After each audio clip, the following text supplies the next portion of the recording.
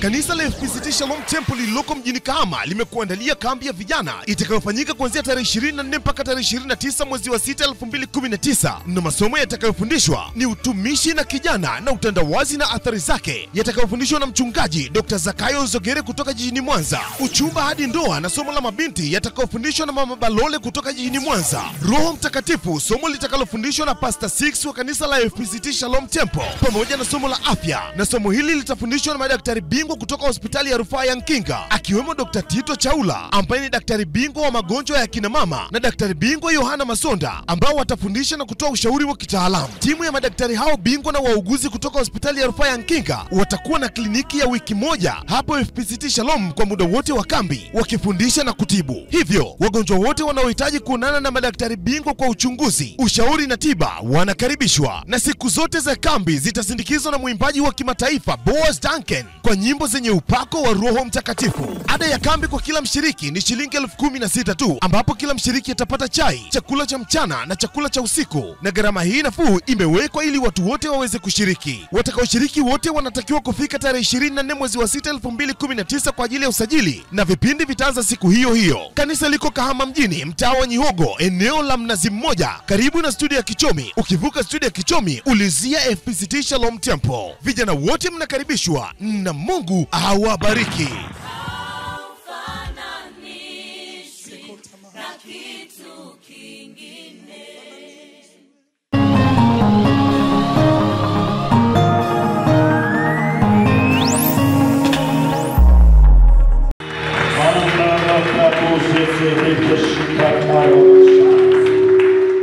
Asante Mwokozi. Haleluya. Kutoka keti mahali ulipo.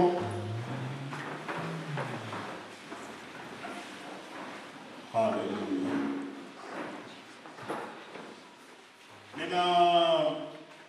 Ninaenda mara nyingi ninapokuwa nimeenda mahali kwa mara ya kwanza,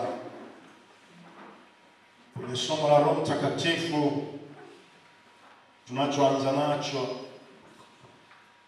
ni kujifunza juu ya umuhimu wa kujazwa Roho Mtakatifu na kunena kwa lugha mpya. Wangapi umejazwa Roho Mtakatifu na unanena kwa lugha mpya? Barikiwe sana. Tegemea ndani ya hizo siku mbili Mungu atakupeleka level nyingine. Amen. Hiyo amina mbaya kweli. Hebu sema amina yenye afya. Wangapi bado hujajazwa Roho Mtakatifu na kunena kwa lugha mpya, na ungependa ndani ya hizo siku mbili za kambi Mungu akujaze na unene kwa lugha mpya? Failango nieleweka. Wangapi haujajazwa ila unapenda ndani ya hizo siku mbili ujazwe na unene kwa lugha mpya? Sema amina kubwa. Wale mliojazwa, tegemea Mungu akupeleke level nyingine, kiwango kingine. Wale ambao bado, tegemea kupokea baraka yako. Wale ambao bado hawana amina yenye kueleweka, inamvunja moyo Roho Mtakatifu. Sema amina mpaka pale fumuke. Amen. Hivi naongea na vijana hapa au naongea na vijana? Wangapi ni vijana? Mwambie jirani yako, sema amina kama kijana. Hebu nisikie amina ya vijana mahali hapa.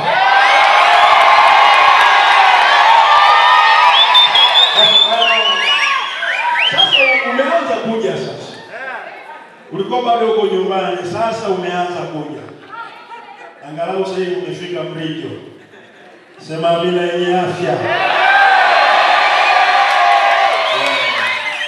Sifa mojawapo ya kijana ni mtu aliyechangamka.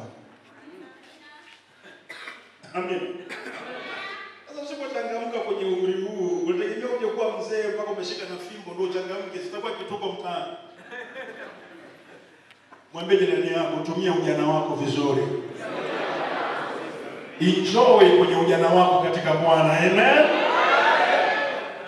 tunaangalia juu ya umuhimu wa kujazwa Roho. Mtu mmoja aseme kujazwa Roho. Na kunena kwa lugha mpya. Uamsho uliozaa movement ya Pentecost kule Marekani, Azusa Street, Los Angeles mwaka 1906 mpaka na 9. Ingawa uliendelea mpaka 20 na kitu, lakini ile miaka mitatu ndio ilikuwa powerful. Ule uamsho ulioanzishwa na Marekani mmoja mweusi William Seymour, alikuwa mtoto wa mtumwa kwenye mashamba ya mimi ambaye alimtafuta Mungu. Uamsho ule base yake, msingi wake ulikuwa umesimama kwenye Matendo ya Mitume sura ya 2. Wote wakajazwa. Ukawaka moto, nikipata muda ndio nikaongea kwa historia. Moto ukawaka ukavuka mpaka Scandinavia, Norway. Thomas Barat akapeleka na yeye Norway na Scandinavia, akawasha moto. Lewi Petrus akaenda akakutana na Barat Swedish, na akajazwa, akarudi akawasha moto Stockholm, Sweden, na ndio ikaja mpaka huko na sisi huko Tanzania. Amen. Lakini msingi wa moto ule ilikuwa ni Matendo ya Mitume sura ya 2. Wote wakajazwa. Hebu sema wote. Mwambie jirani yako wote ni pamoja na wewe. Amen. Kama akugeuki mshike begani, mwambie napoongea na wewe na adabu. Mwambie wote ni pamoja na wewe. Kama anakutisha usoni, mwangalie puani, mwambie wote ni pamoja na wewe. Mtu mmoja aseme amina yenye afya.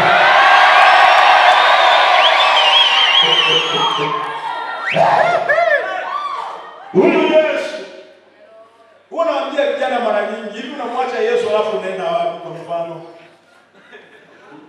Unaacha Yesu alafu unaenda wapi? Unajua mimi nimeokokea, mimi background yangu nilikuwa na maisha ya kihuni. Muhuni kabisa wa kawaida. Mimi sijazaliwa kwenye dini hii, nilikuwa kwenye dini moja kubwa.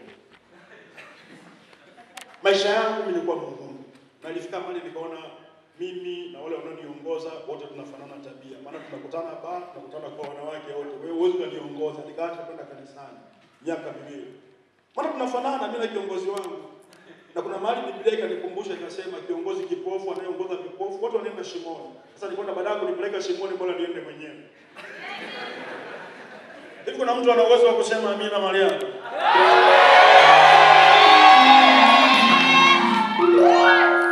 Bangi sana, pombe, ugomvi, mimi nilikuwa mgomvi malani.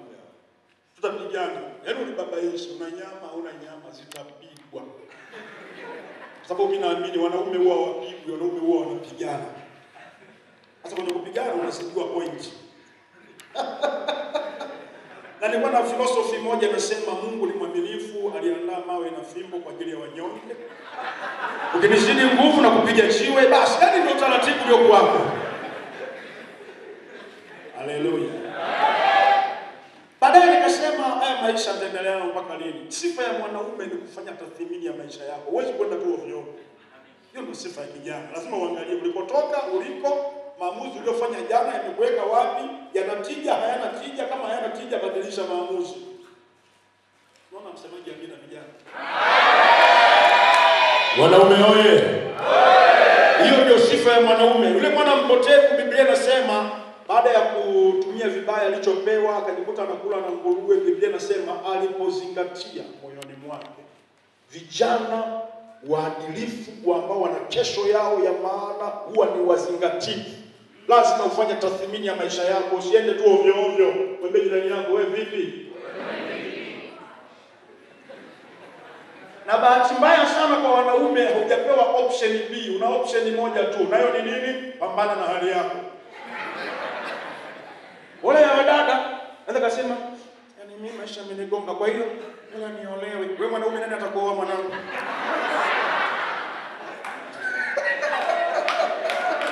Yaani wewe una option moja tu, pambana na hali yako. Hebu mtu mmoja aseme amina baada yako.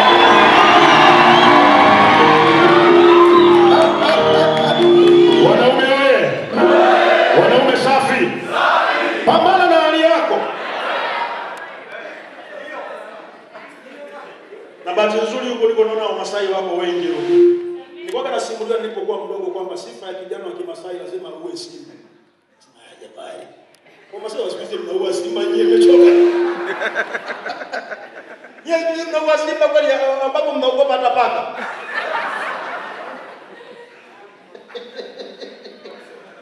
Mwanangu anauma huyo. Mungu achana nilo paka balaa huyo. Wanaume oye. Nishamwambia kijana kanisani kwangu kwamba ni marufuku mwanaume jicho kucheka mwanaume kukata tamaa. Unazalisha suruali hiyo.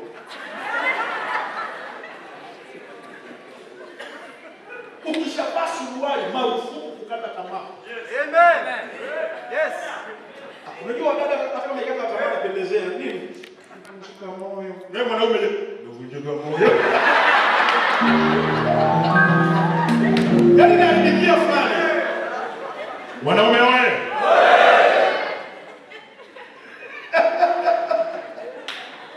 Huyu Yesu. Kwani kaamua sasa ninaokoka. Niliamua. Nilikuwa nimekaa na kamchepuko kangu kamoja hapo. Oya. Ninaokoka. Ukiokoka wewe na shetani anaokoka. Nilikuwa sifai kwa matumizi ya binadamu. Nilikuwa hovyo sana. Lakini ashukuriwe huyo Yesu. Nasema ashukuriwe huyo Yesu.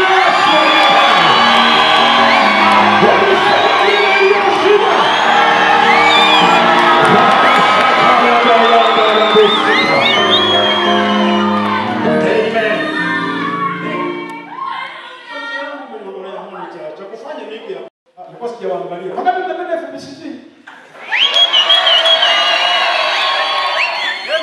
Wengine nimekaa, mnapenda nini FBCT?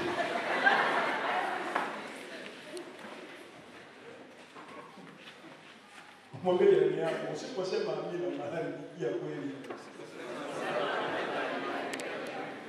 Mwambie unafanana na mtu aliyegongwa na gari.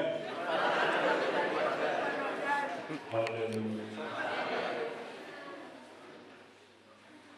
Na baada ya kuokoka, kama kuna kitu nilikitafuta kwa mwanzoni nilisiona umuhimu wake, nilipogundua umuhimu wake nilikitafuta kwa nguvu sana, ni Roho Mtakatifu.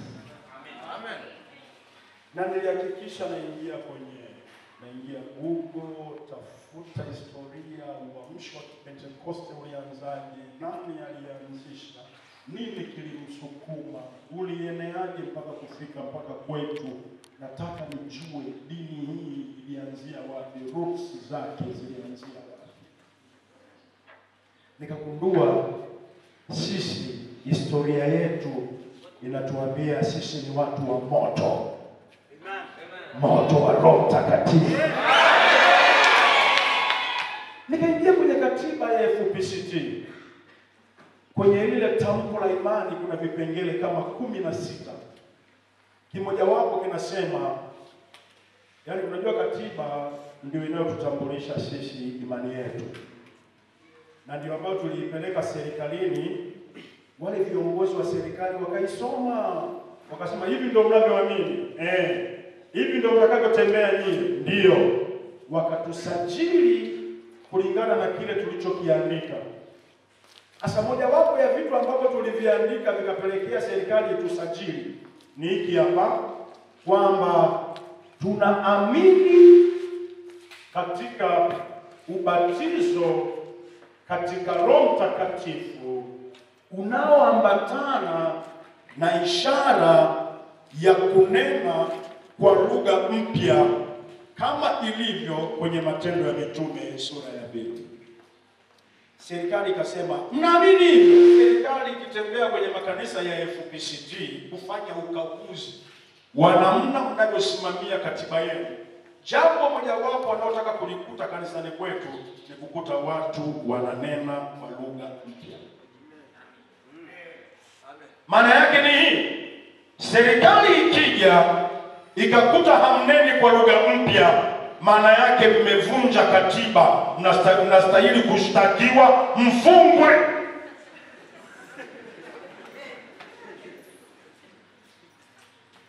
Unafahamu sheria ya nchi inasemaje kuhusu mtu anayevunja katiba? Mwambie jirani yako, unatekeleza katiba ya FPCT au ushavunja? Kwa hiyo kujazwa Roho ni kibibilia na ni kikatiba. Mwambie jirani yako, kujazwa Roho ni lazima, maana katiba ni sheria. Ukishaamua kuwa FPCT, hauna kona ya kutokea, lazima ukutane na Roho Mtakatifu. Hiyo amina mbaya kweli, mmeanza kuogopa. Narudia tena ndugu wananchi, ukishaamua kuwa FPCT, hauna option, ni kukutana na Roho wa Bwana. Nasema ni kukutana na Roho wa Bwana. Mtu mmoja mpe Yesu makofi mazuri sana asubuhi ya leo. Mwambie jirani yako, ninasikia fire sahihi. Ongea kwa afya, sema nasikia fire sahihi. Hasa wengine wanasema fire hivyo hivyo. Kunena kwa lugha na umuhimu wake. Kunena kwa lugha kuko aina mbili. Hebu sema aina mbili. Aina mbili. Kuna ile ambayo Waingereza wanasema ni kunena kwa lugha vertical, wima. Hii ni mawasiliano kati ya mtu na Mungu. Hakuna asikia. Yesu alisema ishara hizi zitafuatana na hao waaminio. Kwa jina langu watatoa pepo, halafu watasema kwa lugha mpya. Kwa hiyo kuna kunena kwa lugha kwa aina hiyo ya kwanza ambayo nimeita kunena kwa lugha kama ishara. Amen. Kuna kunena kwa lugha aina ya pili. Hii aina ya kwanza ya kunena kwa lugha kama ishara, hii ni ya wote waaminio. Maana Yesu alisema ishara hizi zitafuatana na hao waaminio. Maana yake wote wanaoamini. Ya pili ni kunena kwa lugha kama karama. Na wala haiitwi karama ya kunena kwa lugha. Paulo anaiita karama ya aina za lugha. Hii wanasema ni kunena kwa lugha horizontally, mlango. Ni mawasiliano kati ya Mungu na mtu au watu kupitia mtu mwingine.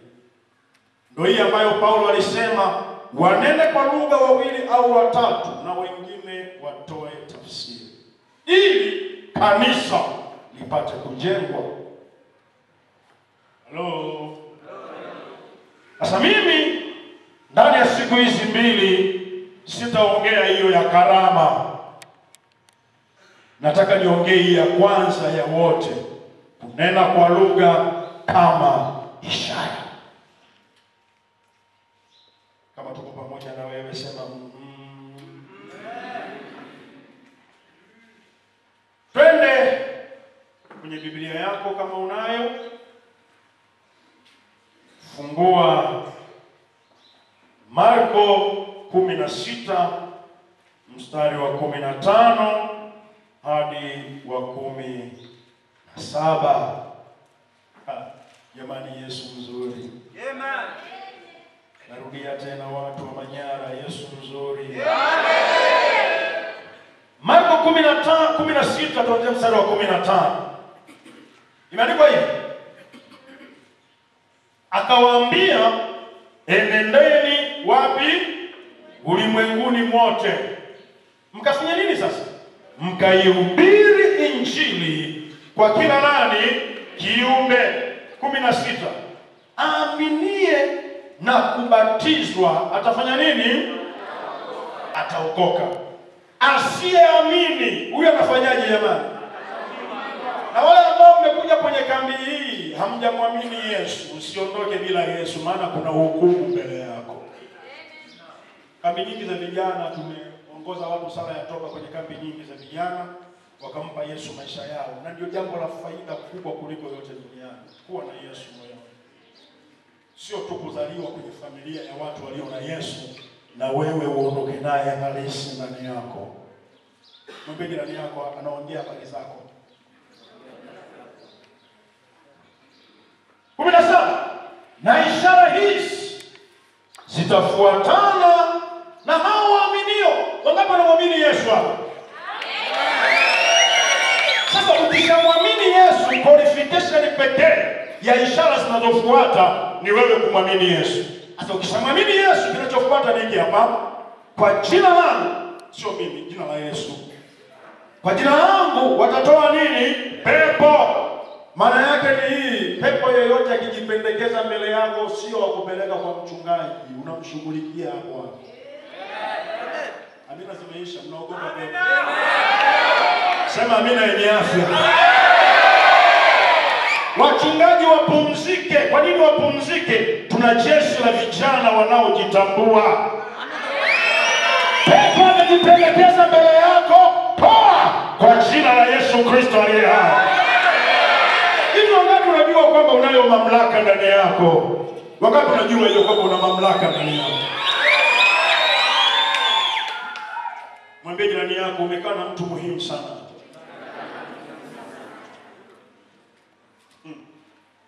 Kwa jina langu watatoa pepo. Na ishara ya pili nasemaje? Watasema kwa lugha mpya. Turudie tena hapo. Watasema kwa lugha mpya. Wale waaminio. Yesu Kristo.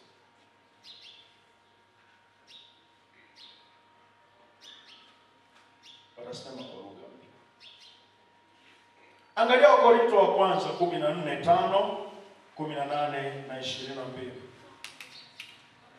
Wakorintho wa kwanza 14 mstari wa 5, wa 18, wa 14, wa 18 na 22. Wakorintho wa kwanza 14 mstari wa 5, mstari wa 18 na 22. Mstari wa 5, Paulo anawaambia Wakorintho hivi: nami nataka ninyi nyote mnene kwa lugha. Jamani, wangapi? Wangapi? Nataka ninyi nyote mnene kwa lugha, lakini zaidi sana mpate kuhutubu, maana yeye autubuye ni mkuu kuliko yeye anenaye kwa lugha, isipokuwa fasiri, ili kusudi kanisa lipate kujengwa. Hapa Paulo anaongea aina zote mbili za kunena kwa lugha ndani ya mstari mmoja. Kwanza anasema nataka ninyi nyote mnene kwa lugha. 2, mhutubu. Kuhutubu sio kama ninavyoongea hivi kutoa hotuba. Biblia ya Kiingereza inasema to prophesy, kutoa unabii,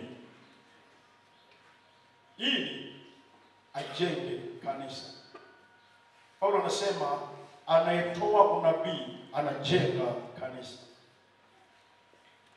Kwenye andiko lingine la Wakorintho tutasoma pale mbeleni, inasema yeye anenaye kwa lugha hujijenga nafsi yake. Wa Pentecoste mpo? Unifuate vizuri. Pale mbeleni kuna sehemu nitaongeza gia kidogo. Nataka nisidondoshe mtu njiani. Kuna sehemu nasema anenaye kwa lugha hujijenga nafsi yake. Na Paulo hapa anasema akutubuye kulijenga kanisa. Kwa hiyo kuna kujijenga nafsi yako na kuna kujenga kanisa. Sasa kwa lugha nyingine anasema hivi: nataka ninyi nyote mjijenge nafsi zenu, mnene kwa lugha. Lakini msiishie kwenye nafsi zenu tu, mpande levo, mfikie hatua ya kujenga kanisa. Hautaweza kujenga kanisa kama wewe mwenyewe haujajengeka ndani yako.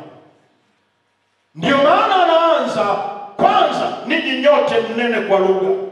lakini ukue ufikie hatua ya kutoa unabii. Hapa alikuwa anamaanisha unene kwa lugha na utafsiri ili kanisa lijengwe. Lakini cha kwanza wewe jengeka, halafu ufikie level ya kuweza kujenga wengine. Lakini msingi ni wewe kujengeka kwanza.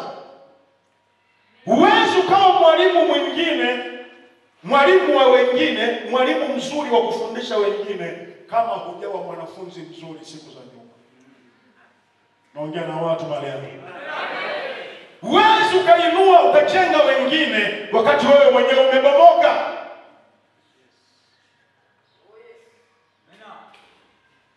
Yesu apewe sifa. Kwa Paulo hapa anagusia vyote viwili. Kunena kwa lugha kama karama ile ambapo unasikia uko kwenye maombi mmezama, halafu ni kama wote mmenyamazishwa kwa wakati mmoja, halafu mtu mmoja anapanda ananena kwa lugha, halafu mwingine anasema sikilizeni Bwana asema. Au huyo aliyepanda kanena kwa lugha baadaye anaingia kwa Kiswahili au kwa lugha ya watu wahusika anasema sikilizeni Bwana asema. Karama mbili pale zinakuwa zimetenda kazi.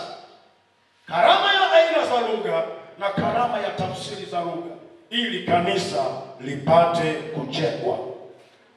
Lakini kwanza Paulo anataka wewe binafsi jijenge na Mungu wako, halafu usiishie level hiyo, panda kufikia level ya kujenga na wengine. Sasa kabla tukianza kujenga wengine, nataka sisi wenyewe kwanza tukae pale kwenye kujijenga ndani yetu, tuimarike, halafu ndipo tutoke kufikia hatua ya kujenga wengine. Kama kuna mtu ananifuatilia aseme amina Maria. Hebu angalia pale mstari wa 18.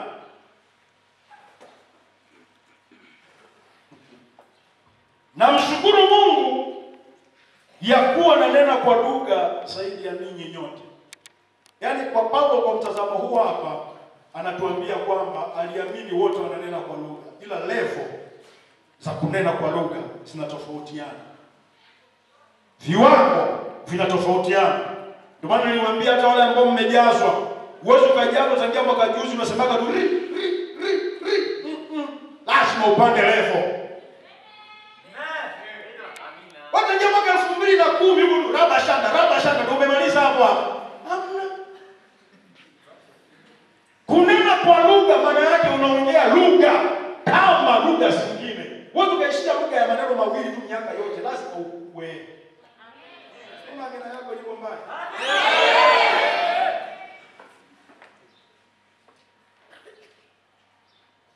Kwa Kimasai habari ni nini? Ninasemaje?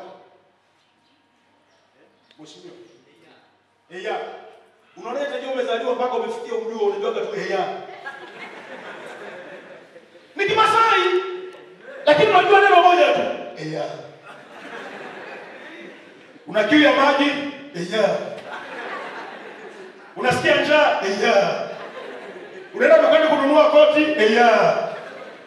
Wanasema huyu jamaa kidogo fuse zimeungua kichwani. Kuna nyaya zimekatika mahali. Paulo anasema nijaposema kwa lugha za wanadamu na malaika. Ni lugha unaweza ukapewa ya wanadamu, unaweza ukapewa ya malaika, lakini ni lugha lazima ikue. Sifa ya lugha ni kukua, isipokuwa inakufa.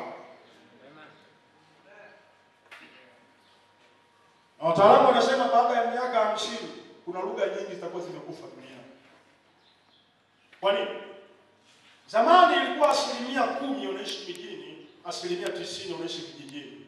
Baada ya miaka michache 90% watakuwa mijini na 10% kijijini. Unajua maana ya mjini? Unakutana hapo na makabila mengine na watu wa jamii zingine. Mimi hapa baba yangu alikuwa ni Mnyamwezi aliyechanganyikana na Kausukuma. Mama yangu ni Mnyamwezi aliyechanganyikana na Usumbwa. Kwa hiyo tupoka kuzaliwa sisi kabila gani sasa? Wakati tukulia moja, nyinyi ni Mnyamwezi. Na mimi Mnyamwezi ambaye nimechanganyikana na Msukuma na Msumbwa nimeenda kuoa Mnyeramba. Mtoto wangu kabila gani? Maana yake mtoto wangu ni combination, ni collabo ya Usukuma, Usumbwa, Unyamwezi, Mnyeramba, afu ndio imetoa hiyo product. Sijui binti yangu labda akaolewe na na Mchaga ambaye baba yake alikuwa ni Mchaga, mama yake Mzaramo. Kwa hiyo Mchaga Mzaramo anaoa Mnyamwezi Mnyiramba Msukuma Msumba. Wanatoa product gani? Anazaliwa tu anaitwa Mtanzania. Au Mwafrika. Lakini kabila gani? Haijulikani. Kwa baada ya miaka 50 kuna watu ambao ukiwauliza identity yao kama kabila hawajui tena. Na lugha nyingi zitakufa. Sasa hivi ukiongea Kinyamwezi, ukienda kijijini ukakuta mzee yule ambaye anaongea kile Kinyamwezi cha miaka ya 60 na kitu 70 na kitu, anasema vijana mmeharibu lugha. Hizo sio Kinyamwezi, kaongea Pumba. Akiongea kile cha nani, bado anasema hiyo ndio yenyewe, hiyo original. Imepotea siku hizi. Umo Kiswahili kimeingia kwenye Kinyamwezi, Kiingereza kimeingia na maneno ya kuokota umo ndani. Wewe unaongea Kimasai alafu unaweka na hamna noma kwenye Kimasai. Ni Kimasai tayari hicho.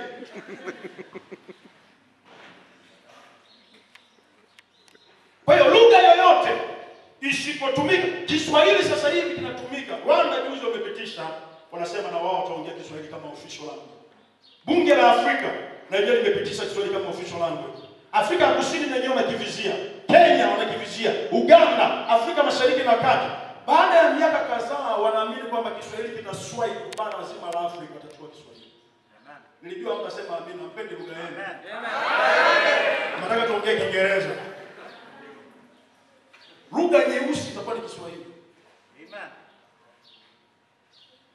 Kwa hiyo kunena kwa lugha anatakiwa pia papande level, usikae pale pale siku zote. Paulo anasema namshukuru Mungu ya kuwa nanena kwa lugha zaidi ya ninyi nyote. Maana yake kama ni Kiingereza nakipiga Kiingereza zaidi ya nyinyi wote. Kuna wengine wanajua tu good morning, wengine wanajua of course yes, kila kitu of course yes. Wewe ni mjinga of course yes.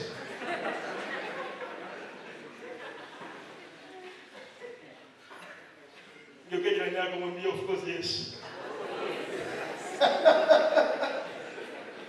Yes. Wangapi wanataka Mungu akupeleke level nyingine wiki hii? Wale tu wanaomaanisha waseme amina iliyojaa. Angalia mstari wa 22 pale. Hapo anawaambia Wakorintho namna hii. Basi hizi lugha ni ishara. Nakumbuka Yesu alisema ishara hizi zitafuatana na hao waaminio. Sasa Paulo naye anapiga pale msumari mwingine. Anasema ndugu zangu hizi lugha ndio ni ishara.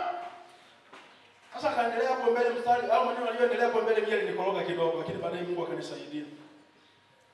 Alisema ni ishara si kwao waaminio bali kwao wasioamini. Lakini kuhutubu kutoa unabii si kwa ajili yao wasioamini bali kwa ajili yao waaminio. Niliposoma mstari lazima sasa Paulo amenikoroga. Kunena kwa lugha ni ishara si kwao waaminio, kwao wasioamini. Ili iweje? Wakitoa tunena kwa lugha waseme wale ni wa Pentecoste. Halafu nilipokuwa najiuliza hilo swali la halafu, hebu sema halafu. Ndio keje ndio kumwambia halafu. Nilipojiuliza hilo swali, Roho Mtakatifu akaweka majibu haya moyoni mwangu. Nikushirikisha kidogo Hizi lugha ni ishara. Halafu Roho Mungu akasema hivi. Hakuna ishara yeyote duniani isiyokuwa na maana, isiyokuwa na ujumbe, isiyokuwa na umuhimu na isiyokuwa na matumizi. Ishara zote duniani zina maana, zina ujumbe, zina umuhimu na zina matumizi. Ukienda kituo cha mafuta au ukiingia benki unakuta wamechora duara nyekundu na sigara imo mle ndani afu imewekewa X. Lile sio pako. Wanakuambia hapa hatukutaji nini? Sigara. Nimekuja toka Kahama jana mpaka hapa Kiteto. Sijawahi kufika. Lakini palipo na daraja nilipunguza mwendo, palipo na kona kali nilipunguza mwendo, kivuko cha watoto nilipunguza mwendo. Nilijuaje kuna kona na sijawahi kupita? Kuna vitu vinaitwa alama za barabarani. zimechorwa ndani ishara.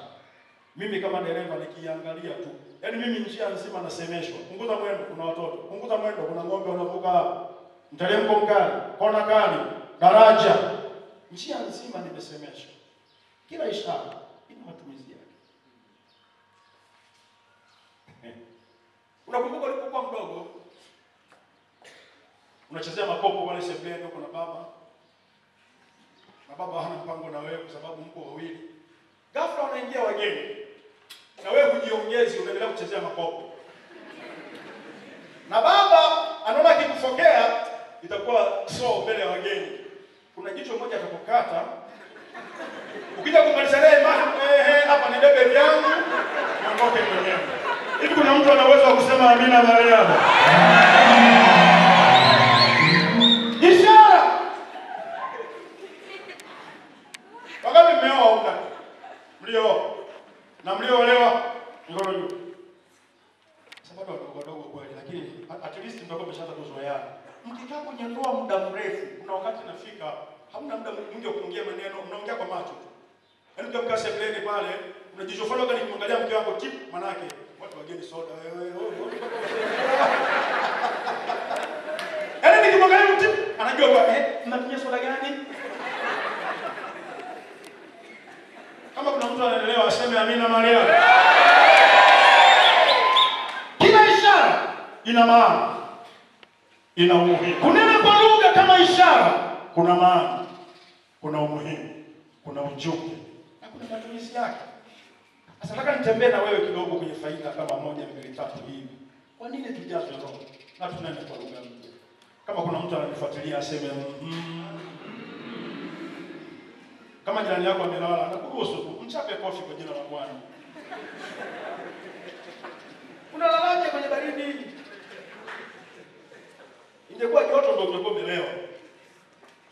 Kwa hiyo mpige kofi kwa jina la Bwana. Umeruhusiwa na madhabahu, na bahati nzuri kofi ambalo linatoka madhabahuni lina upako. Halitamuumiza, litamwamsha. Faida ya kwanza.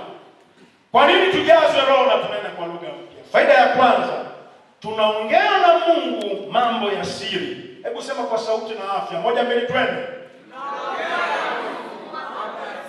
Tunaongea wachache. Nataka nisikie wote. 1, 2, twende.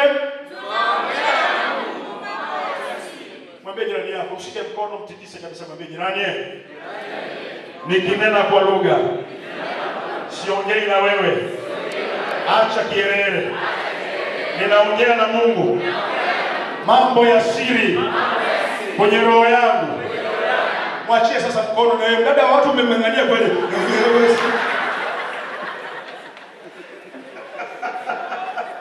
Yaani jamaa mmoja ni kama nimempa fursa, kama tamani kweli.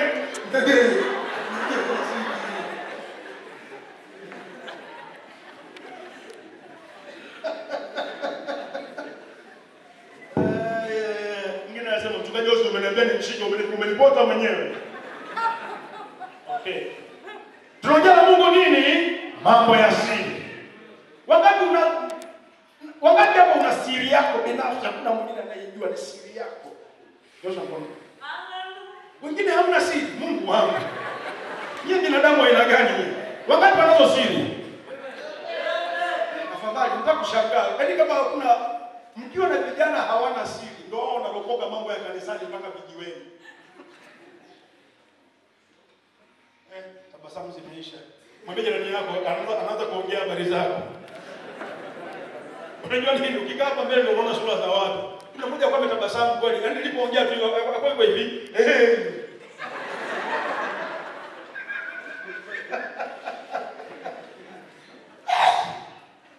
Wewe Yesu mzuri sana. Tunaongea na Mungu mambo ya nini? Ya siri. Wakorintho hiyo ya kwanza 14:2 na 14. Twende taratibu watu wa Mungu. Kuna mahali itafika nitakolea speed kali sana. Alafu kama hujanifuata hapa mwanzo nitakudondosha njiani. Angalia Wakorintho wa kwanza 14 mstari wa 2. Inasemaje? Maana yeye anenaye kwa lugha hasemi na watu, bali husema na Mungu, maana hakuna asikiaye. Lakini anena mambo ya siri katika roho yake. Mtu mmoja aseme wow. Angalia mstari wa 14. Maana nikiomba kwa lugha, roho yangu huomba, lakini akili zangu hazina matunda. Yaani maana yake kuna wakati mwingine sio tu kwamba jirani yako hasikii, mpaka wewe mwenyewe akili zako hazina matunda, lakini roho yako inaongea mambo ya siri. Ndio mpenda Yesu aseme amina. Sasa mambo ya siri, ndugu zangu wa Tanzania, mambo ya siri yanaweza kuwa unayoyajua au usiyoyajua, ila yanahusu maisha yako. Inawezekana unayajua ila ni siri yako, au huyajui ila yanakuhusu. Ndio maana Paulo akawaambia Warumi maneno haya, kadhalika Roho naye hutusaidia udhaifu wetu. Hiyo ni Rumi 8:26 na 27. Kwa maana hatujui kuomba jinsi itupasavyo, lakini Roho mwenyewe kwa kuugua kusikoweza kutamkika huwaombea watakatifu kama apendavyo Mungu. Nisikie mtu mmoja anasema amina. Amen. Mwambie jirani yako, wewe ni dhaifu. Mwambie kwa kujiamini kabisa, wewe ni dhaifu. Mwangalie usoni kwa hasira, mwambie wewe ni dhaifu.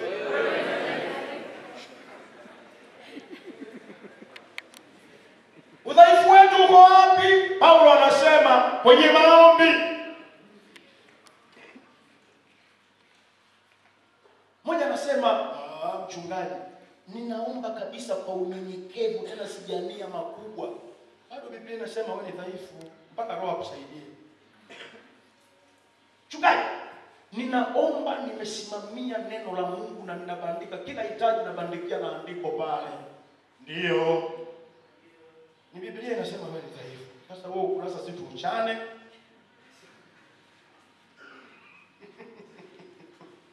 Ndugu wananchi, tuko pamoja?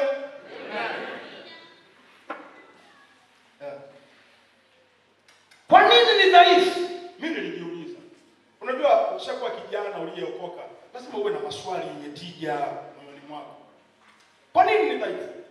Nikagundua kumbe udhaifu wetu hauji kutokana na aina ya unyenyekevu wa maombi au kusimamia maandiko. Udhaifu wetu unakuja pale ambapo tunafungwa na milango mitano ya fahamu. Tunayajua yale tu yaliyopita na yaliyopo. Niambieni nyie, nani anajua nini kitatokea baada ya dakika 2? Lakini kinakuhusu. Nani anajua atakayotokea mwaka kesho? Lakini yanakuhusu. Lakini Roho Mtakatifu anayajua yote. Yaani mimi nasubiria amina iliyoshiba. Niombe uongozi wa kambi hii wasiposema amina hakuna kuwapa chakula. Maana asiyefanya kazi na asile. Lazima mfanye kazi ya kusema amina mpaka mshawishi msosi uongezwe. Mtu mmoja aseme amina. Lazima ule kwa uhalali. Maana hata hiyo ada uliolipa umepewa na blaza. Unahangaikia amekupa mama. Sasa wewe unahangaikia nini? Amina za nguvu. Ili na uhalali wa kula kwenye kambi hii.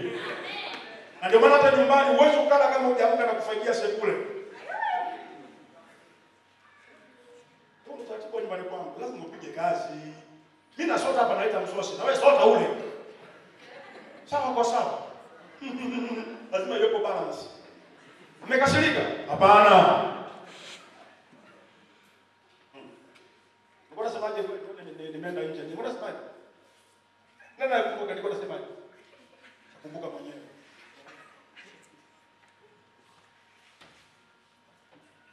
Udhaifu wetu unafungwa na milango mitano ya fahamu. Hatujui nini kitatokea baadaye.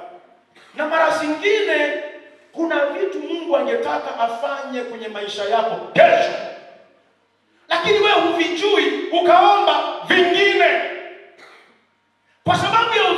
wetu huo wa kufungwa na milango mitano ya fahamu, mara zingine tunalenga nje ya shabaha. Yaani umefanya kazi kubwa kweli, lakini umepiga nje ya shabaha. Siku 3 umefunga na kuomba, unaombea kitu ambacho ni nje ya shabaha. Nataka niamshe hasira ndani yako wiki hii. Yesu akasema hivi, mtu mmoja ni dhambi kwa anasema ulizie, sijapo nikapigwa sala ya toba. Nasema hivi, Bwana Mungu, natubu dhambi zangu na kuweka mguu juu ya speaker. By the way, mimi na speaker tunafanana rangi, kwa hiyo tumemechisha. Weusi oye. Weusi ni viumbe adimu sana duniani sasa hivi. Lakini ndio rangi pekee original. Weusi oye. Weusi safi. Lakini niwaambie weupe, unaweza kufeki weupe, mchina atakuuzia weupe. Niambie dawa ya kuwa mweusi. Kuna mkorogo wa kuwa mweusi. Labda uoge hao hivi, lakini itatoka na yenyewe. Hii ndio rangi original ambayo Mungu ameitoa. Alafu ndio kipenzi cha Mungu.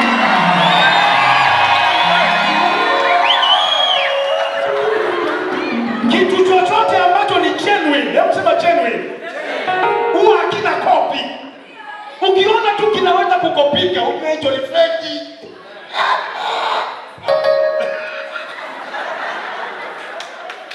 Alafu sasa, rangi nyeusi ni nzuri sana kwa usalama. Nataka tuwape point ndogo. Ikifika saa 2 usiku mwanangu hunioni.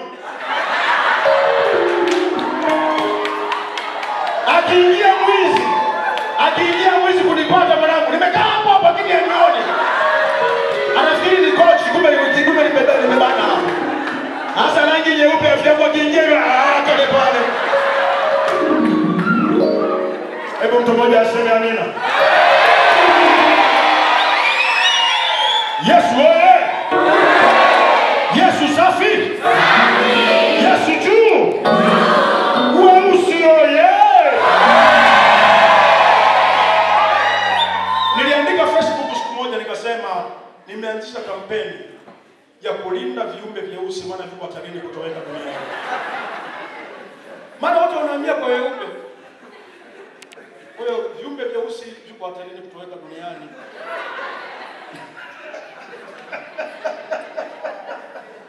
Hebu mtu mmoja aseme amina. Yesu akasema hivi, hebu turudi kwa Yesu. Yesu akasema hivi, mtu mmoja alilima shamba kubwa sana. Sema shamba. Hivi nyinyi mnalima kweli? Mnalima? Lima! Pigeni hela vijana. Kuna mhubiri mmoja, mambo mengi sikubaliana naye lakini nilikubaliana kwenye hii. Yeye alisema hivi, ukiwa umeokoka usikae ovyo ovyo. Sifa ya mtu aliyeokoka, una Yesu moyoni, una akili kichwani na una hela mfukoni. Hiyo peke yake nilimuunga mkono. Ukiwa na Yesu hapo una hela unalipikia ise. Lakini hela zipo wapi? Nimeona mabonde mengi kweli huko ya. Lima! Piga hela dogo. Mwanaume kupiga mizinga kila siku haifai. Wewe na umri wako unamleka gapo. Kaka boxa imeisha. Wamenuna moja tuhame. Hilo lilikuwa ni tangazo, tunarudi kwenye taarifa ya habari sasa. Hai. Mwanangu nikutana vijana wao wanawafumukia. Naambia kabisa hata pale kanisani kwangu, marufuku kuiba mwanamke. Utawaje kwa kuiba? Marufuku. Sifa ya mwanaume unaenda kwa baba mkwe. Unamwambia umenitunzia hiki chombo mpaka kimenivuruga akili. Shilingi ngapi mzee?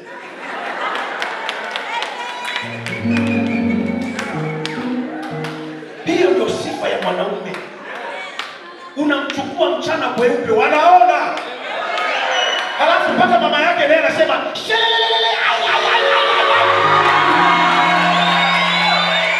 hiyo ndio sifa ya mwanaume. Hata ukienda kutembelea ukweni unasema Mkwilima amekuja. Sasa wengine hapa wanaiba, hata kutembelea ukweni unaogopa maana uliiba, kiasi kwamba ukienda waseme Mkwilima unasema mwizi huyo. Mwambie jirani yako marufuku. Na vijana sasa hivi kanisani pale wanafunga ndoa kama hawana akili nzuri. Kwa nini? Nilimwambia mchungaji wao, mimi mwenyewe sikuiba. Niliendea mtoto wa Kinyiramba nikakata hela halali kwa matumizi ya Kitanzania. Mtu mmoja aseme amina. Na wewe dada una akili gani unaibwa? Wewe unaibwa, usiku unanyata unaondoka kwa baba yako na mama yako. Alafu asubuhi unatoka kwenye chumba cha mtu kwenye nyumba ya kupanga, wanasema kwa asubuhi umetokezea. Na wewe nimeolewa jana usiku. Wewe.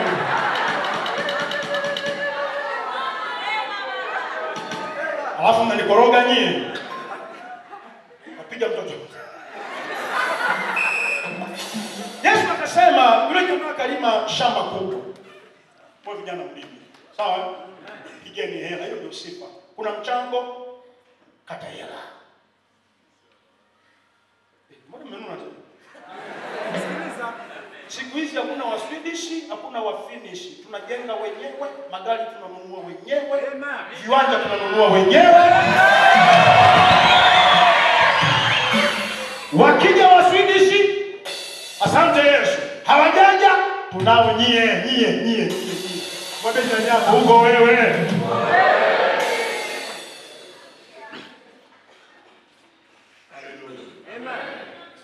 Yesu anasema jamaa kalima shamba kubwa sana.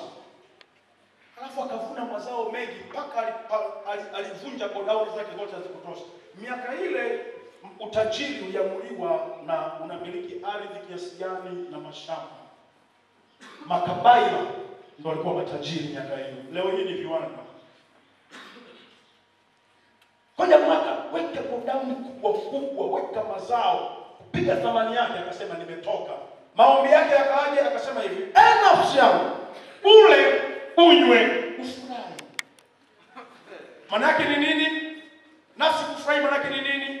Niongeze usafiri mwingine. Mungu nataka V8. Niongeze na hoteli nyingine. Niongeze na kamradi fulani. Yesu akasema hivi, Mungu akamwambia, mpumbavu wewe. Usiku wa leo wanaitaka roho yako. Na hayo yote unayoomba sasa hivi yatakuwa ya nani? Nyumba fulani ilikuwa naomba usiku kabla ya kulala, mtoto wa darasa la 3. Tena yuko serious. Mungu, naomba tractor. Familia nzima ikaacha kuomba. Ndogo vipi? Jamani, tractor ni dhambi. Lakini sasa tractor kwa mtoto wa darasa la 3 si ni mauti. Tractor sio dhambi. Lakini kwa mtoto wa darasa la 3, tractor ni mdoli. Na kumbe ni kifaa cha ujasiriamali. Kwa hiyo ukimkabidhi umempa kifo pasipo shuruti. Maana litamsaga. Kwa hiyo kwa akili zetu kuna maombi mengine hayana tija mbele za Mungu. Pamoja na kusimamia maandiko, lakini hayakuwa mapenzi ya Mungu kwa sasa. Kuna hatua Mungu anataka upitie ila hujaijua maana fahamu zimetufunga. Huyu anasema kula kunywa kufurahi. Ajipanue, aburudike. Mungu anamwambia mpumbavu. Kwa nini? Alichopaswa kuomba huyu ni kimoja. Mungu, niepushe na roho ya mauti usiku wa leo. Ili kesho akiamka mzima ndio ale anywe afurahi. Lakini yamefichwa machoni pake. Ashukuriwe Roho Mtakatifu, huwa anaona hata hayo. Ninarudia tena ndugu wananchi, ashukuriwe Roho Mtakatifu, yeye anaona hata maeneo haya. Ngoja niwaambie, ukifikiri unajijua, haujajijua bado kama ikupasavyo kujijua. Kwa sababu unajua tu yaliyopita na yaliyoko. Na hata yaliyopita huyajui yote yanayokuhusu. Unafahamu yale muhimu tu machache. Ulianguka juu ya mti ukapiga kitu ambapo ukafanya hiyo ndio unaikumbuka. Unajua mtu akianguka akasema mama, hajaumia huyo. Wanaoumia wafanya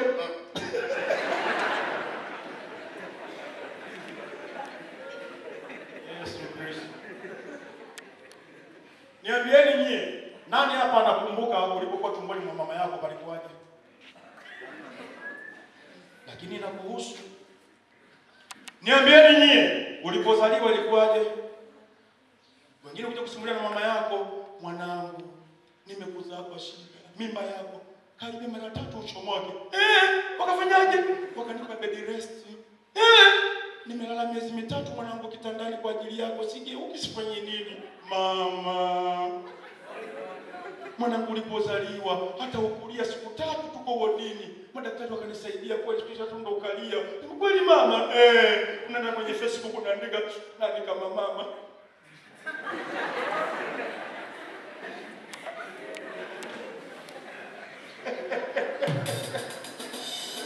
Yesu.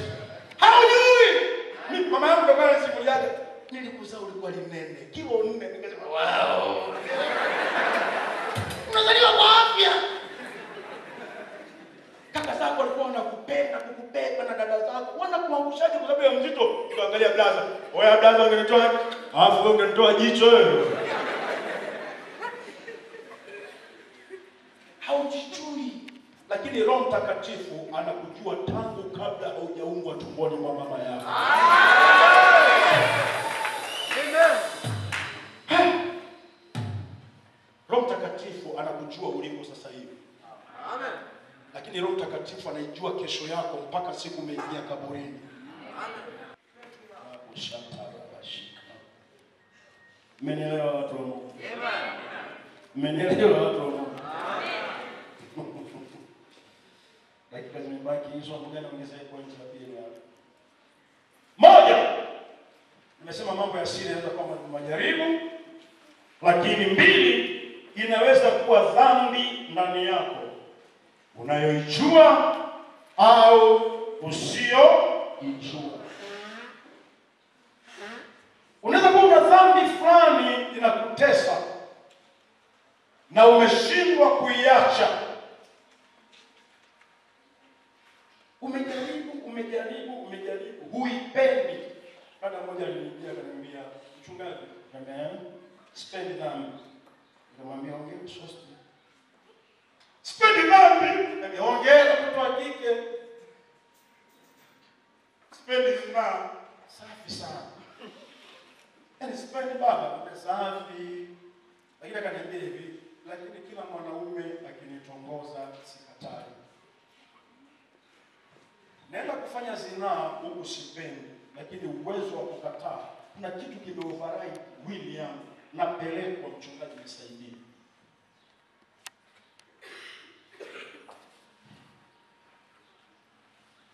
Hello.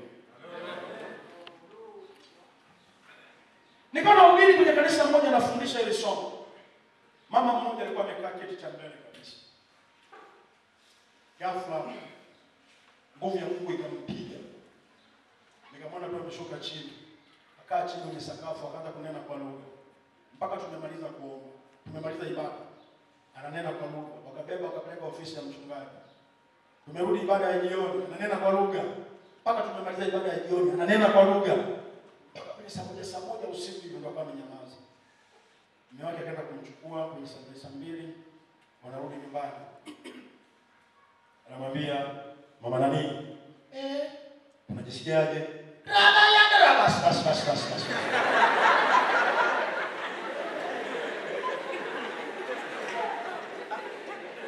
Asifiwe Mwokozi Yesu Kristo.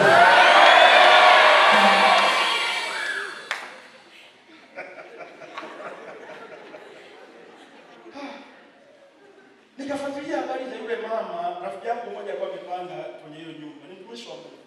Yule mama alifanikiwa kuwa na nyumba kubwa, amekaa wapangaji na ndani yake wengi wa Pentecost kanisani kwake, na mmoja wao ni rafiki yangu mtumishi wa Mungu. Akasema huyu mama alikuwa ni balaa.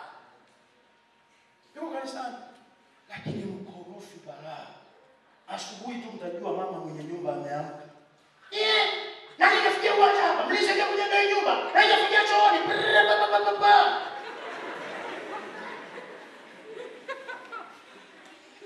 Sasa Roho Mtakatifu wakati mama ananena kwa lugha, Roho Mtakatifu alimng'oa hivyo viroho chafu vyote ndani yake. Yule rafiki yangu ananiambia kesho yake asubuhi yule mama wakati akashangaa, mbona leo mna kelele? Mama anaumwa au? Wakashangaa na gonga chumba kwa chumba, mlango kwa mlango. Hodi. Jamani, Bwana asifiwe. Mkaje. Jamani, toto. Chiki.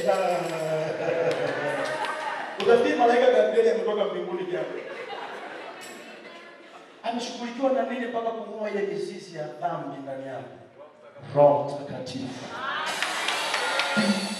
Kuna watu hapa Mungu anaenda kuwatembelea wiki hii.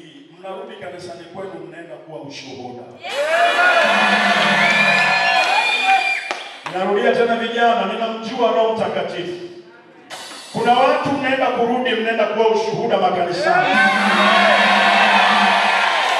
Kama moja ya vijana bana ya chimbo fulani, makanisa ya mahali yamekuja na timu mbalimbali za mpira wa miguu. Na hapo mtakuwa na michezo? Ndio.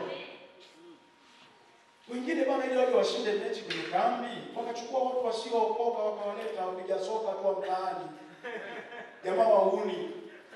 Wakati wa masomo kama hivi hawatoki bwenini, wamelala tu huko. Wabego tuneke kwenye vipindi. Oya, kula kona wewe. Wewe nenda kasali huko, sisi tumekuja kupiga boli hapa. Unanielewa? Wakasema kambi na pepo. Kwenye mechi ya mpira wa miguu, bahati mbaya ile timu yao ikafungwa. Yalianza kukata viatu wale. Wapendwa anakatwa zote na baa mpaka hapa anapigia shida. Hivi na habari kwamba wapendwa wanapokusanyika hivi, yani hawa ni watenda dhambi ambao wamebadilishwa. Sasa walipopigwa viatu mara mbili tatu, kila mmoja akaanza kwenda makaburini anafukua utu wa kale. Mpaka wadada wakajifunga vibwebwe wakasema, mnafikiri sisi mafala tunapigwa hapa? Mungu wangu wewe, mechi ikaharibika, ngumi zimekunjwa, wapendwa kwa wapagani. Sasa mwanangu, mimi nilikuwa niko fit yani na kuzabua wewe. Wewe unielewi nini?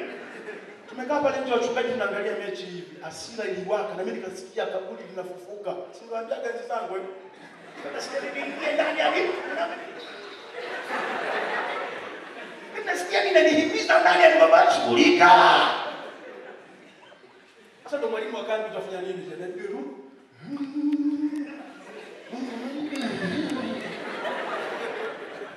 Nilihangaika kumrudisha jamaa kaburini siku hiyo. Kesho yake asubuhi ikawa kwanza ni sala ya toba kwanza kwa wanakambi wote. Na wale wasema wameambiwa pale mbele shika maiki sema Bwana asifiwe na omba msamaha. Jambo zinakuja pale mbele. Bwana asifiwe.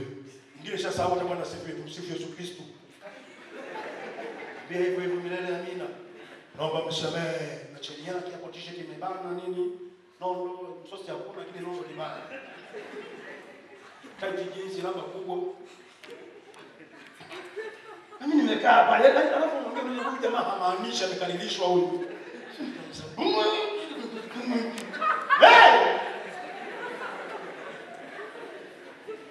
Hasira yangu niliimalizia kwenye somo la Roho Mtakatifu. Nilihubiri kaa kichaa na nikamwambia Roho Mtakatifu, kama kweli unanipenda mtumishi wako, kale kautu ka zamani umekarudisha kaburini, naomba unaposhuka Roho anzia na hao wasema. Mungu sio Asumani, akaanzia na wale wasala wangu. Nilifurahije? Kwa kamako na Roho Mtakatifu. Ndugu yangu, pigo machozi mzee vile. Jamani ndio kisera yeye. Ndio kwa swanga fulani hivi. Hebu sema amina moja hiyo. Sikia niliona mambo yani. Ushaona mzee amejazwa Roho, utafurahi yani. Anaenda kwa lugha yani rabo kokoshika rababa. Ani feeling yani.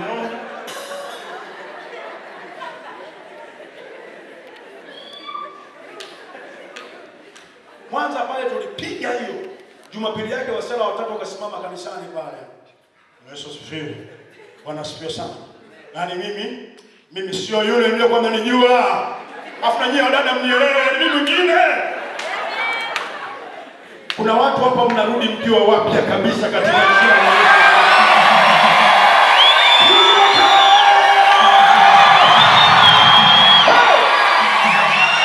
Hebu gonga tano kwa jirani yako mwambie wow.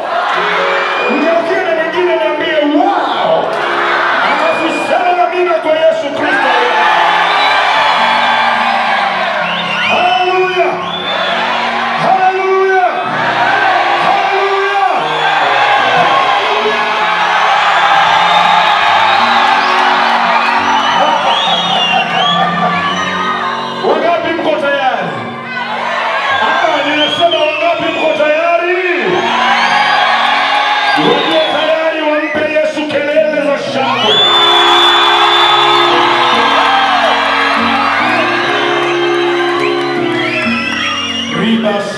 Karabashika. Dada mmoja sasa ameshaolewa. Anaenda mchungaji, ni mimi. Alinijia kwa mshahara. Pika sana toma, sasa shaolewa na familia yake. Anaambia mchungaji, ni mimi na tatizo. Tatizo gani mtoto wa kike? Natamani kila mwanaume mpaka baba yangu. Hata kichaa. Maadamu tu ni mwanaume namtamani. Nikamwangalia nikasema kimoyomoyo, na mimi mwanaume namtamani nini?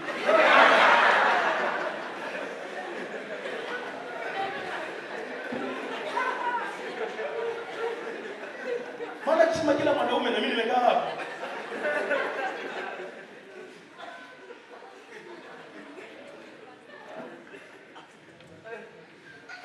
Wanaume wewe.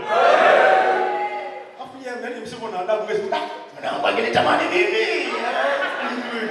Ni mwanangu.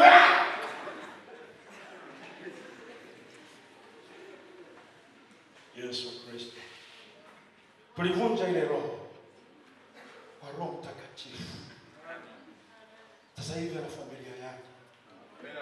Anamtukuza Bwana. Mtu mmoja aseme amina.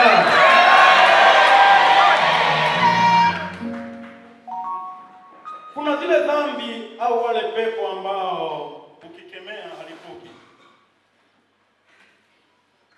Na hao ndio wabaya kuliko. Yaani ukisema toka, jamani sina pepo, mbona mnahangaika? Yesu alisema hivi, mpanzi alipanda mbegu njema shambani. Alafu akaweka walinzi akaondoka. Ukimtafuta yeye humpati, ila ameacha nini? Mbegu. Neno la Mungu ni mbegu ndani yetu. Walipolala walinzi, akaja adui akapanda magugu. Halafu akafanya nini? Akaondoka. Ameacha nini? Mbegu. Ukimtafuta toka, hayupo, ila kuna nini? Mbegu. Na mara nyingi roho za aina hiyo tumezibatiza na kuzipa koti zuri, tunaziita udhaifu wangu. Jamani tuchukuliane udhaifu wangu. Lakini ni mbegu ya adui.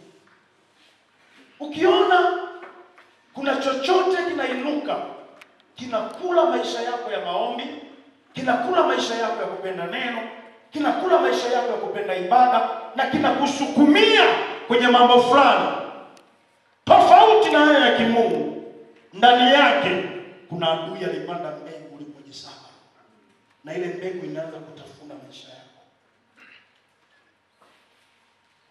Jana oye. Jeni weke. Paulo akasema vita vyetu sio juu ya damu na nini? Maana silaha za vita vyetu sio za mwili, bali zina uwezo katika Mungu hata kuangusha ngome. Na akasema nini? Tukiangusha mawazo na kuteka nyara kila fikra ipate kumtii Kristo. Hizo ndio ngome ambazo Paulo anaziongea kwa waliokoka. Kuna uvamizi wa pepo ndio, lakini kuna level nyingine ya mbegu. Paulo anaita ngome ya mawazo. Ikoje hiyo ngome ya mawazo? Iko namna hii. Unajua hakuna kitendo bila wazo. Ndugu wananchi, tuko pamoja?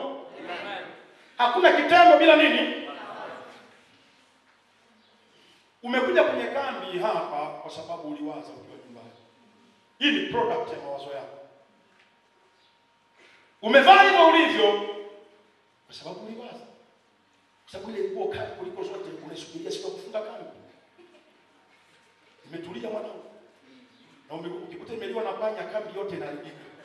Yote. Maana kuna nguo ilikuwa mtegemea utoke nayo ili kufungia kambi. Oh yes. Imekaa hivi. Wazo huzaa kitendo.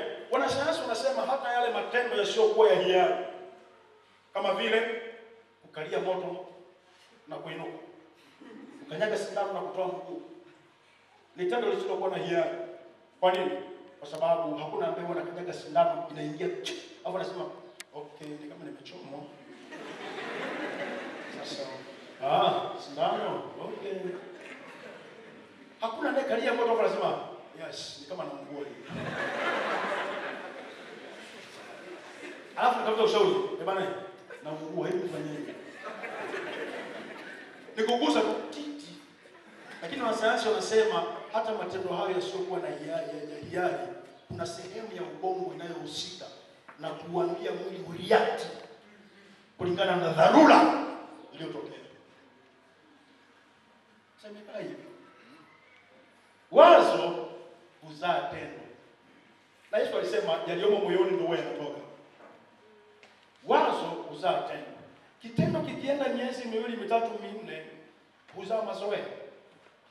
Mazoea yakienda mwaka mmoja, miwili huzaa tabia. Na tabia huamua hatima ya mtu. Iko hivi. Wazo la kimungu, tendo la kimungu, mazoea ya kimungu, tabia ya kimungu, hatima ya kimungu. Wazo la kishetani, tendo la kishetani, mazoea ya kishetani, tabia ya kishetani, hatima ya kishetani. Sasa kuna watu mliruhusu, na ndio maana mara nyingi tunawashauri vijana. Biblia inasema mazungumzo mabaya huharibu tabia njema. Biblia Kiingereza inasema bad company. Yaani ile company unayoambatana nayo ina mchango mkubwa kuweka input, kuingiza vitu kwenye fahamu wako ambavyo baadaye vitazaa matendo, mazoea na tabia na hatima yako. Ndio maana mara nyingi tunashauri ni aina gani ya marafiki ambao wewe kama kijana umewachagua uambatane nao. Wanaongeza thamani kiasi gani kwenye maisha yako? Wengine hapa tangia unaambatana na huyo jamaa hana jipya zaidi ya kukushindilia tu mawazo ya ngono na picha za ngono mpaka umejaa ngono mwili mzima. Kila mwanamke anayepita unamvua nguo hivi kwenye ulimwengu wa roho. Anakula kivua nguo anapaje huyu? Naongea maisha ya watu hapa. Nimekuwa mwalimu wa vijana zaidi ya miaka 10 na zifahamu kesi za vijana. Kuna watu hapa memory card zenu kwenye simu zimejaa ngono tupu. Hata kuomba sasa hivi huombi. Kwa jina la Yesu jana kuja.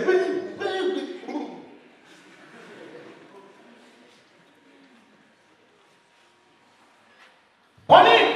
Kuna company, kuna mahali ulianzia, kuna wazo ulipewa, ulipolifanyia kazi, umekuwa mwathirika sasa hivi hiyo. Na vijana wanashughulika nao, wanashughulika na masturbation, na vijana wanashughulika nao ushoga umeingia mpaka kanisani. Ulianzia wapi? Chuo, sekondari. Kuna mahali idea, wazo liliingia kuna mahali. Na ndio maana ulipokuwa tangia mdogo uko vizuri sana shule mpaka la 7, umeenda boarding, umerudi na wadudu kibao. Company unayoambatana nayo. Jamani, maisha mafupi haya kucheza na ujinga.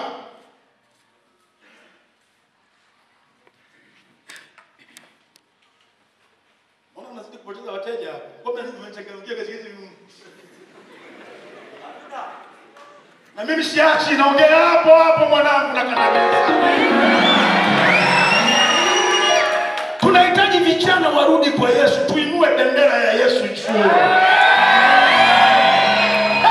Hebu sema amina iliyoshiba. Kuna watu hapa tukiwa mahali fulani kidogo nipataje, sitaki zile mbaya sisemi ni mali gani. Dada ananijia usini analia, ananiambia pasta nataka nikuone. Mwalimu wangu natembea naye kila siku. Hata nikisema kwamba nijiepushe naye sina mahali pa kukwepa, maana tunakutana shuleni kila siku. Mwalimu, mlianza nini? Na mrefu. Ndio nimwambie tu mbafu. Hawezi kuchomoka. Ndugu zangu, Waswahili walisema ukionja asali unachonga nini? Mzinga. Msionje na msionjwe. Wasio karanga. Wadada mwangalie mwenzako usoni akinuna tujue ameonjwa.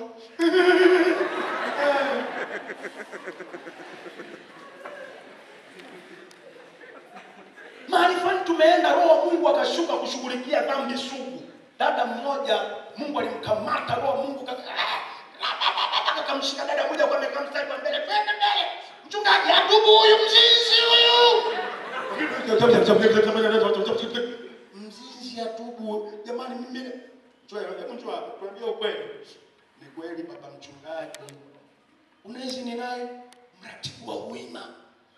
Ambaye anatuongozea ibada sio huyu wa kumbe kwa njema huyu. Mwana njema kabisa. Tukamwita ofisini. Bwana hebu tuambie. Kama unavyojua, mimi sijui najua nini wewe vipi wewe. Unajua tena. Umetembelea mara ngapi? Mara nyingi tu mchungaji. Kama unavyojua mara nyingi. Mimi najua mara nyingi wewe. Wadada watatu wakamwendea mama, ametoa mimba 4. Ameua watoto 4, binti mdogo ukimwangalia uwezi amini. Kufuatilia historia yake, kuna mahali aliruhusu ujinga kuingia kichwani. Una information gani unazoziruhusu ziingie na zipi ambazo una block? Kwamba never hakuna kuingia. Wewe ni rafiki yangu, nataka nione unaongeza thamani kwenye maisha yangu na sio unanirudisha nyuma. Tusitene ujinga. Nimekuja shuleni kusoma.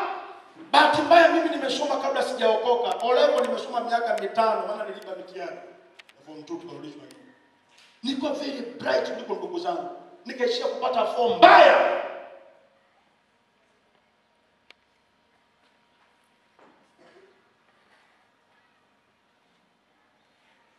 Kuna watu mna kesho nzuri sana. Na adui anawawinda sana hapa vijana. Ni wakati wako kufanya maamuzi sahihi. Roho wa Mungu anataka afanye operation ndani yako. Ninajua kuna watu wanatamani mtoke kwenye kifungo fulani hamwezi kuchomoka. Kwa sababu imefika mahali ni mizizi imeota ndani. Hivi natokaje kwenye hili jambo? Tunakwenda kuomba kwa habari ya Roho Mtakatifu. Hebu jiachie wazi kwa Roho wa Mungu. Wakati wako umefika. Ninarudia tena, wakati wako umefika. Ninarudia tena, wakati wako umefika. Sema mimi niliyoshiba. Sema mimi niliyoshiba. Wangapi unataka Mungu akutembelee ndani ya siku hizi 2? Amoe ya mizizi ndani yako kuweke huru kabisa. Nimalizie kwa ushuhuda mmoja, nikapiga hii somo sehemu fulani. Mama mmoja ilikuwa kanisa zima. Mama mmoja ameniangalia hadi serious kanuni kama nimemuuzi. Baada ya ibada akaniingia, mchungaji. Nimeona wewe kijana mdogo sana. Nikamwambia mama umepatia. Lakini umeongea mambo makubwa sana. Nikasema alhamdulillah lakini napewa dozi. Akaniambia kesho mchana. Nikamwambia ndio mama, uje nyumbani kwangu ule chakula cha mchana. Nikasema mama mbona hiyo ni haki yangu asiyefanya kazi asile. Nimehubiri namna hii lazima nile. Nani kama ndio mama itifaki izingatiwe. Unaona na mchungaji mpe taarifa akikuruhusu na kuja. Pastor anaikuambia akasema halali. Tumepunguza budget ya mgeni. Twende. Kaingia nyumbani kwa yule mama. Wakuta kuku 3 wamepoteza maisha kwa matumizi ya tumbo langu. Haleluya. Na rafiki yangu mmoja mchungaji ananichekesha anasema nikakuta jogoo ameacha mke wake mjane.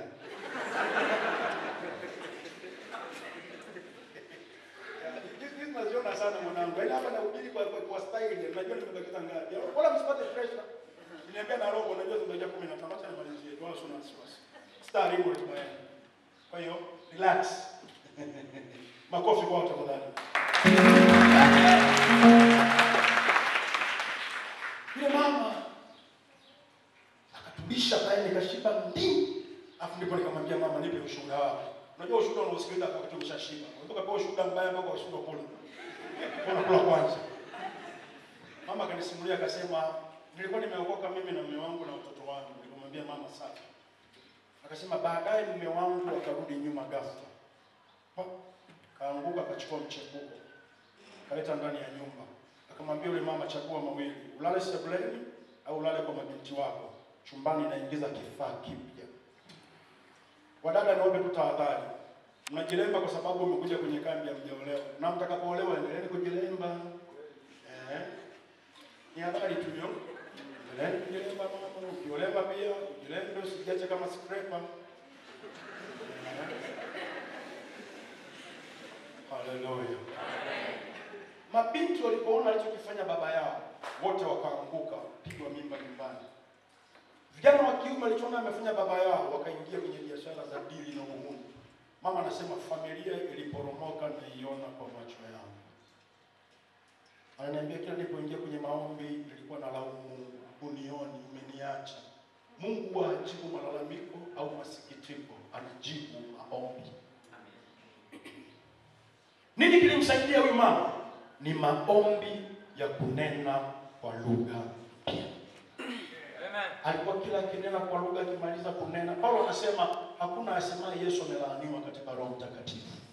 Kwa hata kama uko kwenye magumu kiasi gani, ukijifunza kuomba kwa kunena kwa lugha, Roho wa Mungu katikati ya magumu ulionayo bado atamuinua Yesu. Nakumbuka nilioa mke wangu mwaka 2000. Tumezaa watoto 3 na wote walikufa mfululizo. Ta. Wa kwanza aliishi miaka 3, wa pili alizaliwa amekufa, wa tatu aliishi miezi 3. Na sina hata mtoto wa kusingiziwa. Lakini wengine nikiwabandikia mikono mimba na kuzaa.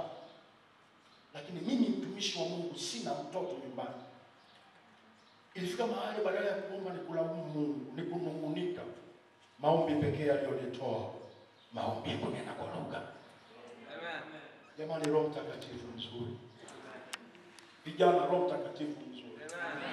We love you, Lord Jesus. Kanisa la FPCT Shalom Temple lililoko mjini Kahama limekuandalia kambi ya vijana itakayofanyika kuanzia tarehe 24 mpaka tarehe 29 mwezi wa 6 2019, na masomo yatakayofundishwa ni utumishi na kijana na utandawazi na athari zake, yatakayofundishwa na mchungaji Dr. Zakayo Nzogere kutoka jijini Mwanza. Uchumba hadi ndoa na somo la mabinti yatakayofundishwa na Mama Balole kutoka jijini Mwanza. Roho Mtakatifu, somo litakalofundishwa na Pastor 6 wa kanisa la FPCT Shalom Temple, pamoja na somo la afya, na somo hili litafundishwa na madaktari bingwa kutoka hospitali ya rufaa ya Nkinga, akiwemo Dr. Tito Chaula ambaye ni daktari bingwa wa magonjwa ya kina mama, na daktari bingwa Yohana Masonda ambao watafundisha na kutoa ushauri wa kitaalamu. Timu ya madaktari hao bingwa na wauguzi kutoka hospitali ya rufaa ya Nkinga watakuwa na kliniki ya wiki moja hapo FPCT Shalom kwa muda wote wa kambi, wakifundisha na kutibu. Hivyo wagonjwa wote wanaohitaji kuonana na madaktari bingwa kwa uchunguzi, ushauri na tiba wanakaribishwa. Na siku zote za kambi zitasindikizwa na mwimbaji wa kimataifa Boaz Duncan kwa nyimbo zenye upako wa Roho Mtakatifu. Ada ya kambi kwa kila mshiriki ni shilingi 16,000 tu, ambapo kila mshiriki atapata chai, chakula cha mchana na chakula cha usiku, na gharama hii nafuu imewekwa ili watu wote waweze kushiriki. Watakaoshiriki wote wanatakiwa kufika tarehe 24 mwezi wa 6 2019 kwa ajili ya usajili, na vipindi vitaanza siku hiyo hiyo. Kanisa liko Kahama mjini, mtaa wa Nyihogo, eneo la Mnazi Mmoja, karibu na studio ya Kichomi. Ukivuka studio ya Kichomi, ulizia FPCT Shalom Temple. Vijana wote mnakaribishwa na Mungu awabariki.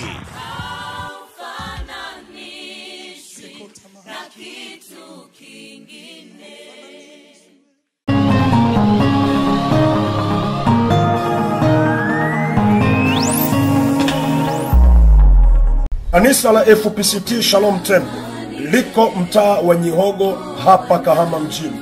Unavuka pale njia panda ya Dolphin, unaelekea kama unakuja halmashauri ya mji. Ukishavuka halmashauri ya mji, mkono wako wa kulia utavuka barabara ya kwanza ya vumbi na barabara ya pili ya vumbi. Barabara ya tatu utakata kona mahali panapoitwa Mnazi Mmoja, na kisha utavuka studio ya Kichomi na utakwenda kama hatua 20 au 30. Utakata mkono wako wa kushoto kona ya kwanza tu, na ndipo utaliona kanisa kubwa mbele yako. Basi utakuwa umekwisha kufika FPCT Shalom Temple. Nitafurahi kuwa pamoja nawe, nitafurahi kututembelea, nitafurahi nikikuona tukiabudu pamoja. Mungu akubariki sana.